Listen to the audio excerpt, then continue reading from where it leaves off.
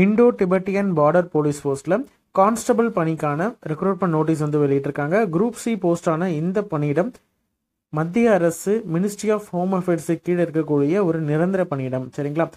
Level 3ல் 21,700 start ஆகக்கூடிய இந்த பணியிடத்திற்கு starting பேவே உங்களுக்கு 35,000 ரூபாய்க்கு மேலே இருக்கும்.